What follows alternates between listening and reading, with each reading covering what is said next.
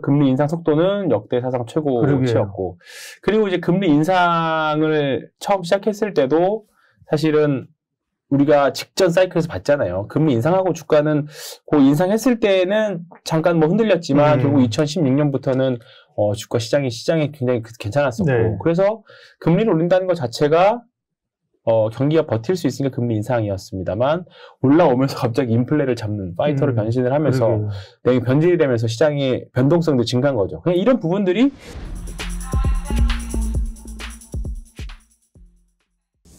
안녕하십니까. 예민수의 경제토크입니다. 연말이 가고 있는데요. 내년 시장에 대한 그림들, 또 주도주는 무엇일까? 어떤 전략을 가지고 내년에 장에 임해야 될까?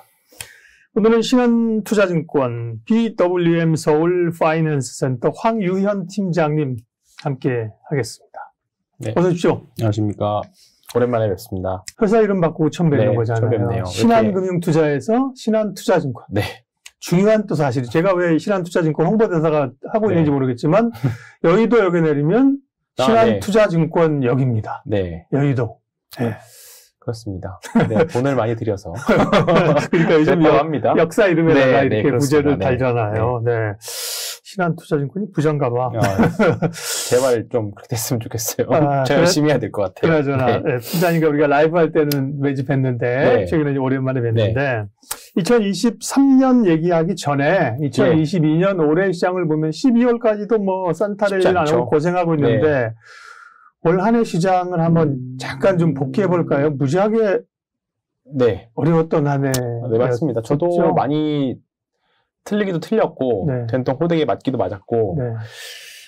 올 한 해, 제 투자 인생 또는 주식을 처음 시작하셨던 분들이든 과거에 하셨던 분들이든지 간에 2022년은 아마 그때도 살아남았다. 내가 그때도 주식을 했었다라고 할 수 있을 정도의 한 해라고 일단은 생각을 하고 있습니다. 네. 일단은 기억에 남는 것부터 말씀을 드리면, 네네. 올 한 해 일단은 월봉상으로 음봉이 크게 10% 이상 하락 맞은 게 올해 3번 나왔거든요. 와, 월봉으로. 네. 근데 이거 일단 볼까요? 네. 네, 월봉 보시면 이 음봉이 3개 보이실 겁니다. 네. 네, 이렇게 3개가 크게 보이시죠? 사실 2개 정도 나오면 대부분 거의 하락이 마무리되거든요.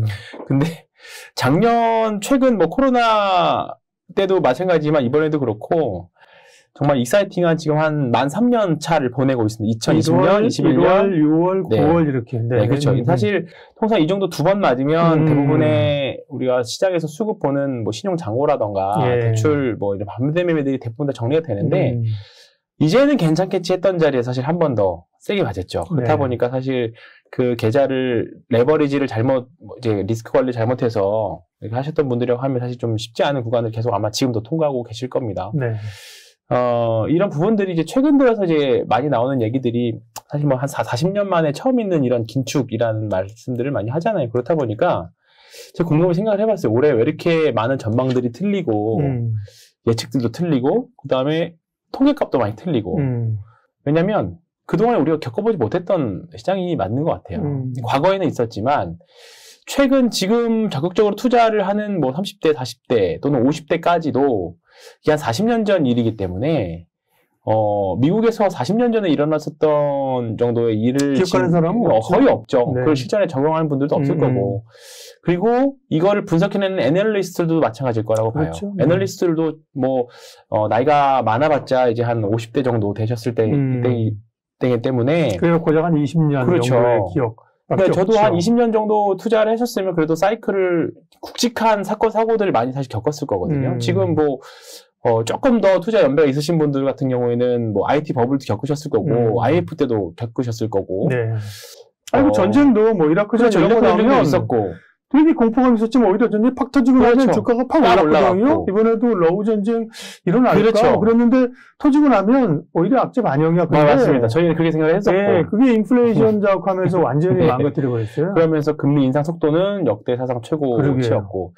그리고 이제 금리 인상을 처음 시작했을 때도 사실은 우리가 직전 사이클에서 봤잖아요. 금리 인상하고 주가는 그 인상했을 때는 잠깐 뭐 흔들렸지만 결국 2016년부터는 주가 시장이 굉장히 괜찮았었고. 그래서 금리를 올린다는 것 자체가 경기가 버틸 수 있으니까 금리 인상이었습니다만 올라오면서 갑자기 인플레를 잡는 파이터로 변신을 하면서 변질이 되면서 시장의 변동성도 증가한 거죠. 그냥 이런 부분들이 과거에는 이랬는데 아니었네가 되면서 모르겠다로 되면서 모르니까 자산 시장의 변동이 온 거라고 일단 이렇게 보고 있고요.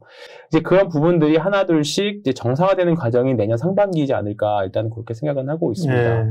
그래서 올 한 해 힘들었지만 살아남으셨다면 저는 내년에 충분히 기회가 있을 거라고 생각을 하고 있고요.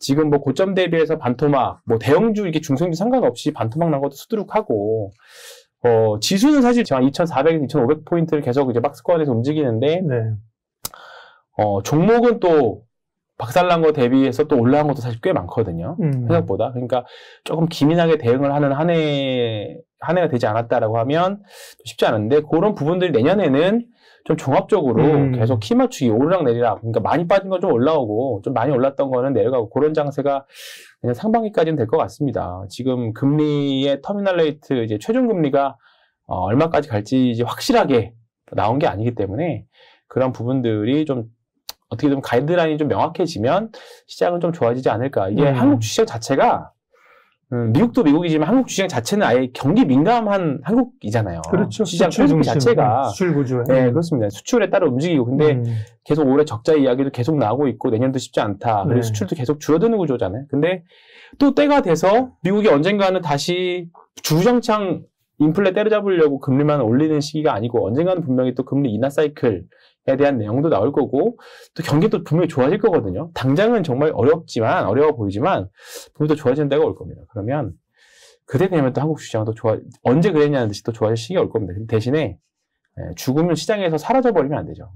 살아남기만 하면 주식 투자 오래 하셨던 분들이 다 하는 말입니다. 사람 남기만 하면 주식 투자 이제 서바이벌 게임이라는 표현을 이제 종종 이제 트레이더들은 많이들 하는데 살아남기만 하면 또 기회는 분명히 올 거거든요.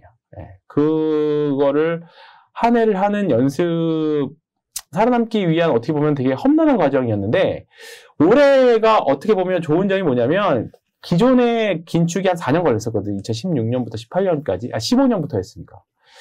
근데 지금 2년 만에 끝내버린 겁니다. 그리고 속도도 또한 최초에 금리 인상할 때 얼마까지 올린다고 했는지 기억나세요? 처음에 FOMC에서 FOMC 처음에 금리 올리면서 중립금리는 얼마입니다. 얼마까지 가겠습니다. 한 2.75였어요. 근데 지금 벌써 4잖아요. 그리고 다음 이제 곧 4.5가 될 거고. 그렇죠. 올해 올 말에 4.5를 목표로 하는 거잖아요. 그러니까 이런 부분부터 일단은 예상과 다 빗나간 거죠. 그렇다 보니까 다들 뭐 저도 많이 틀렸고 종목들에 대한 대응도 힘들고 엄청난 변동성들이 나온 건데 어쨌든 이게 4.5까지 가든 5. 최종 지금 금리 한 페드와치에서 보면 5.25 정도까지 보고 있는 것 같더라고요. 내년 상반기에. 그럼 어쨌든 12월 달에 4.5까지 올라간다고 하면 어쨌든 이제 금리 인상은 거의 뭐 8분응선, 9분응선까지 넘어온 상태입니다. 여기서 사실 뭐 추가로 더 올라간다고 하면 그거는 우리 계획이 없는 거고 그건 뭐 그때 가서 또 봐야 될 문제고 일단은 그 정도라고 하면 어쨌든 이제 금리에 대한 금리 인상으로 인한 충격파 또 뭐 이제 CPI 발표로 인한 충격파들은 시장에는 이제 점차 조금 영향을 좀 덜 미칠 거고요. 올 한 해 내내 사실 하락하면서 하락이 일상화됐다는 분들도 많아요. 뭐 오늘도 떨어지겠지. 망연자실 뭐 그런 표현은 많은데 이제 이럴 때에서 정신을 잘 차리고 하면 내년에 분명히 좋은 섹터들이 많이 있을 거라고 생각합니다. 빼볼만한 섹터. 내년에 상반기에 이제 정상화라는 단어가 눈에 들어옵니다. 지금은 나쁜 뉴스 나오면 세게 반응하죠. 주가 좋아지고 좋은 뉴스 주가 또 비정상이잖아요. 비정상 좋은 뉴스가 나와도 한번 딱 올랐다가 바로 꺾어져 버리고 물가도 비정상적으로 오르는 거고 환율도 비정상적으로 올랐잖아요. 우리가 뭐 이게 외환위기도 아닌데 그렇죠. 글로벌 위기도 아닌데 1,400, 1,500원 가까이 환율이 올라가니까 뭐 제2의 IMF 온다 뭐 그런 얘기도 사실 있었고 근데 언제 그랬냐는 듯이 또 1,300원대가 툭 떨어졌잖아요. 정상화의 과정들을 간다는 게 좋은 단어였고요.